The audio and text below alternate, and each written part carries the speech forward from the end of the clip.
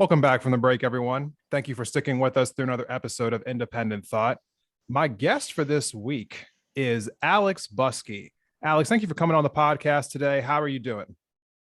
I'm doing great. I'm excited. Thank you so much for being here. So, like a bunch of my guests that I have come on the podcast, we are talking about something that's very near and dear to the guest that I'm bringing on here, and this is a subject that I haven't really talked about with my audience that much yet. So I was thankful for you to come on and talk with us about it. So today we're talking about carbon offsets, and I wanted to just ask some really basic questions to start off with for those who might be a little unaware of what exactly they are. Could you just briefly explain what exactly are carbon offsets and why are they important? Yeah, so there's a variety of different offset types, but the type that or the company that I work for specializes in is nature-based. And so there are many different flavors of that, but where we focus is, so I should back up and say that one credit or one offset is equal to 1 metric ton of carbon embodied in the trees and the vegetation and the soil that exists on a property. Now, mostly in the southern hemisphere where carbon is more dense in, say, a rainforest. And the reason that these projects are so important is because the money that's produced from corporates, say, purchasing these credits and offsets now in this small window of time when they're unable to meet these regulations from reducing their own scope 1 and 2 emissions. So think about their own operational emissions in their supply chain, their buildings, things that are going to take them a lot longer. What they're doing now is purchasing these credits, like I said, that's equal to 1 metric ton of carbon existing on the ground. And they're so important because the high quality projects, which is what my job is to filter for, are those that have a clear line drawn from the money that's used to purchase those to the on the ground impact. So all of us have no choice but to prepare for changing climate that's happening now. And so these faraway places that are so dense, that are being mowed down for different purposes, whether that's for cattle or some kind of plantation, they are valuable to us here for climate change mitigation. And I mean that from like clean air, cooling, and many other benefits that we all receive every single day of our lives and just don't realize it. So what we focus on are the projects that have that clear line drawn directly to I call it human survivability, and so yeah, that's where we exist, and hopefully that's a clear enough explanation as to what we're dealing with. Yeah. Yeah, absolutely. And so I think the next question I want to ask you now is, when we spoke before, you referenced the fact that there is some skepticism out there around carbon offsets. And so I want to ask you exactly, what is the skepticism and how are you as like a company dealing with it? Yeah. I mean, when I first started this, I was in the same boat. There's a lot of skepticism around the impact that this truly has. And I think that to answer that, for myself and for others, it's so these projects that we accept and develop are they're not, it's not like by these corporates purchasing these credits, the only way they're able to do that is they're not able to, they're monitored basically, and they're not able to then go do dirty things in other places. It's called leakage. That also happens on the ground as well, where just because this project exists and they're halting deforestation or changing how the forest is being harvested for better carbon sequestration, it doesn't, they're not allowed to go do that same activity in another place. You know what I'm saying? So the same happens with corporates. They're not able to go and so they sign on to certain commitments. So there's SBTI, Science Based Targets Initiative, and every year they're just tightening the belt. Basically, they're supposed to reduce their emissions internally as much as possible, and we only work with those folks. And so they're not able just to continue doing business as usual and purchasing carbon offsets. They need to also be progressing towards reducing their own internal emissions. And then these are just additional to help meet those goals. And so eventually, you know, the hope for all of us here is that this will be phased out, and the real impact of carbon projects now is that we are finally valuing ecosystem services in our economy, and that this will be like the first step to innovation for us to do that beyond carbon. And that's how I see it in my mind, at least. And so there's also skepticism around how these corporates who are purchasing them use them. You know, a lot of them make claims that, you know, you're purchasing carbon neutral gasoline at the pump or whatever, you know, and that's just, we recognize that that's not, that's just so inaccurate. That's impossible to make that claim. So we don't work with those companies. We work with companies who are only responsible for their own internal emissions reductions. And then our hope is that we're able to stimulate enough innovation in the space where we're going beyond carbon, and we don't know what that looks like yet, but yeah, learning every day. So. Yeah, well, you know, you actually just answered my next question, because I was going to ask you how you determine which companies that you are going to work for, or work with rather. So obviously, you know, you're taking probably like oil and gas companies out of the equation. Is that safe to say? Safe to say, yeah. Most of the time right now we're working with, or lately our clients have been large real estate developers. And so a lot of them, they own, I mean, buildings all over the world. And one in particular, I can mention that we're working with one in New York City, and they're signed on to the Science Based Targets Initiative, and they don't even market the fact that they're purchasing these offsets. They're not creating any kind of narrative out of it. It's just all internal for their own uses. And so we're working with them to, on top of or as part of their SBTI commitment, meet those offsets with these kinds of projects. And they could be purchasing offsets from hydro projects, you know, all kinds of things that are not, there isn't that clear line drawn to climate change mitigation, which I think is super important for us, because if we aren't doing that simultaneously as we're reducing emissions for all of these organizations who are, you know, not turning to renewable energy and not, you know, not being responsible for their current emissions now, then if those two things aren't working in unison, we aren't finding new innovative ways to manage land. And it's not all about conservation, it's about long-term solutions where people who are living there on the ground have real purpose and incentive to be, you know, stewards of these places, even here in the United States. And that changes forest management on a large scale. So yeah, I mean, don't remember where I was going with that one, but yeah, hopefully that your question's answered. Yeah, you know, I think one of the things that I want to know, just kind of get like a more or less a clear picture, is when a company approaches you and says, "Hey, we want to, you know, become carbon neutral." How exactly does your company like work with that company or those companies in order to get from point A to point B? And what role do you play in all of that?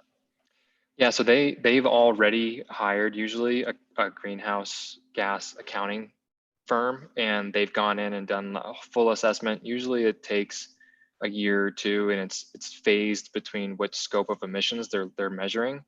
And so they go in and they're measuring emissions, say, internally in their day-to-day operations. Then they move on to their supply chain, and they're trying to find ways to reduce. And so they've set goals of actual activities, milestones that they need to reach in reducing those emissions in those areas of their business.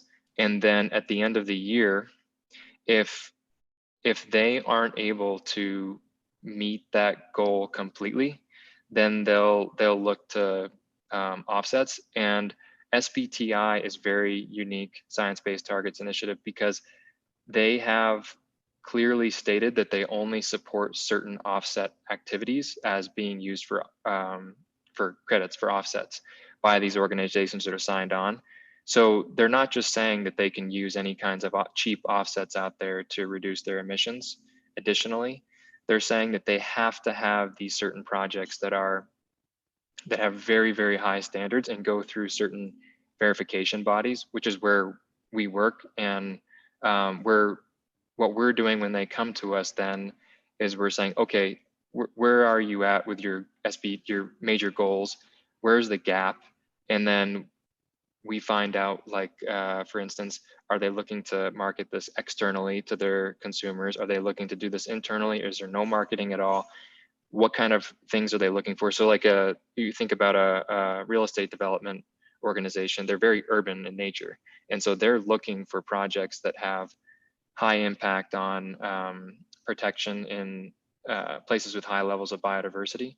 And so we'll partner with them to find projects that we've developed ourselves that meet those criteria. And yeah, so when they come to us, they've already hired an accounting firm to assess the exact needs, and then we're just supplying them with those needs. Okay. And so I know that we'd also discussed the fact that throughout your work, one of the things that you also have to do is, interact with people around the world, specifically in the Southern Hemisphere, as you were saying, who have been impacted by climate change. And it's a lot of these stories that I think get lost in translation when we're talking about things like this. So that's a question that I want to bring to you now. It's like through your interactions with people, like, indigenous folks, like local farmers, just people who are experiencing climate change firsthand. How has it been, I guess, interacting with some of those people? And what are some of the stories I think that have impacted you, like throughout your time working? Yeah, I mean, so you can imagine, a local community, a coastal community in an area, say on the Gulf of Mexico, that in the past has relied heavily on mangrove habitat for fishing, because that's where the fish reproduce in low salinity level waters. And over time, they've been incentivized to take on commercial activities that are by nature degrading those ecosystems. And so you can imagine things like grazing cattle, so taking down those mangrove forests. And then the other one would be overfishing an area generally. And so these folks have immense generational knowledge that they're just throwing out the window basically for these incentives. I mean, it's financial. These people are getting paid to do something more than they would have by sustainably fishing for their own purposes, these ecosystems.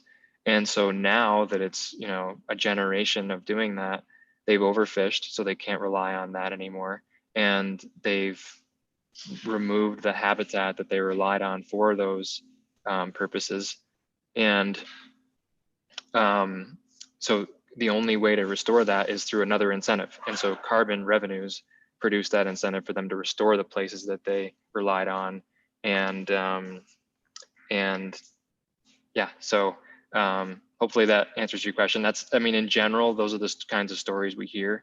And yeah, it draws the line to people, not just a place. So I definitely think that it's important, to tell those stories. So I definitely appreciate that, because there are so many people around the world who are being impacted by climate change, and we hear about it in the abstract, but get in more details, I think it's always necessary in order for, I think, to have the full picture of how climate change is truly affecting people. But speaking of which, I think that brings me to the next thing that you pointed out that I thought was good to emphasize. You had said that you don't believe that carbon offsetting is actually the answer to, some of our issues that we're dealing with climate change, but rather just what you would hope is just the beginning of addressing climate change on a broader level. Can you speak directly to that, and where do you think we should be going next? Yeah, I think that you see, so we've been polluting at such a high rate for so long, and now you're seeing the real dollars being spent to pay for that.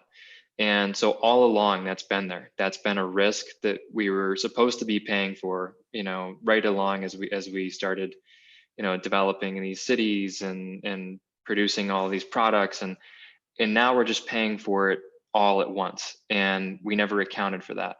And so in the future, I think more and more everyone's realizing that, or I hope everyone's realizing at least, definitely seeing more people jump into the space, which makes me realize that that might be happening.